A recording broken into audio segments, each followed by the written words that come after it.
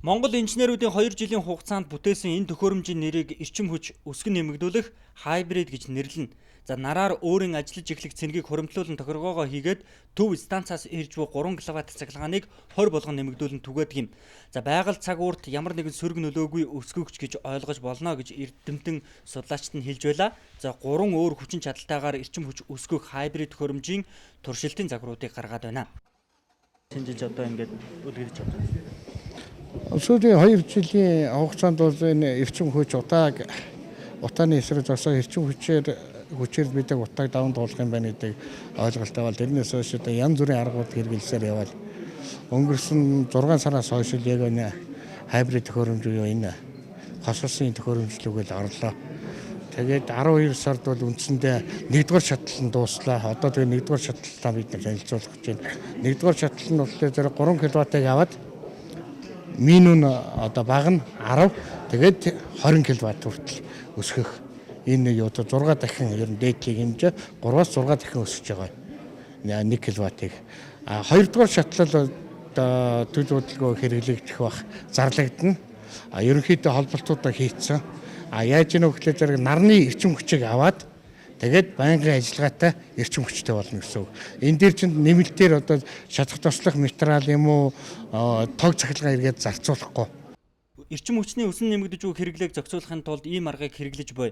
За илүү үр дүнтэй, өртөг багтай хүчин чадал ихтэй төхөөрөмжийг бүтээхийн тулд олон улсын эрдэмтэд инженерүүд толгоогоо гашлахж байгаа. За одоогоор Монгол инженеруудын хайбрид төхөөрөмж хамгийн дээд хүчин чадалтай болохыг онцолж байна.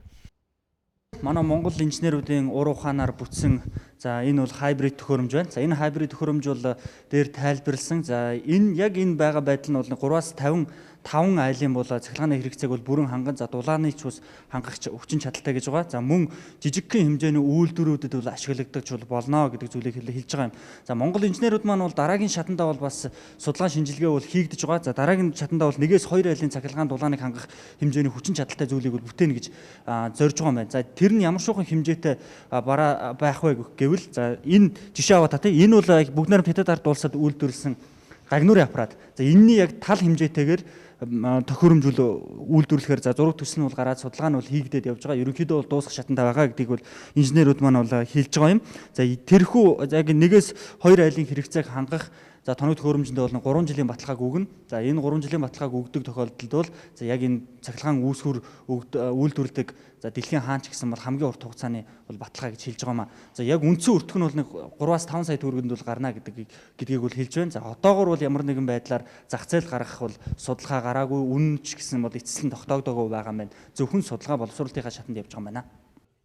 2-оос 3 айлын амны орон сууцны цахилгаан хангамж дулааны их үүсвэрийг хангах боломжтой гэж инженерүүд нь онцолж байгаа. За хэмнэлт гаргах эдийн засгийн судалгаагч тэд гаргаад байна. За 30 м2 орон сууцыг нэмэх 20-оос 25 градус дулаан байлгахад 2660 кВт цаг цахилгаан зарцуулна. Үүний өртөг нь Улаанбаатар цахилгаан түгээх станц төр өмч хувьцаат компани тарифаар 322,273 төгрөг болж байна. Энэ бол сарын хэрэглээ. Харин тус төхөөрөмжийг суулгаснаар хэрэглэгч ердөө 68,163 төгрөг төлөх тооцоо гаргажээ.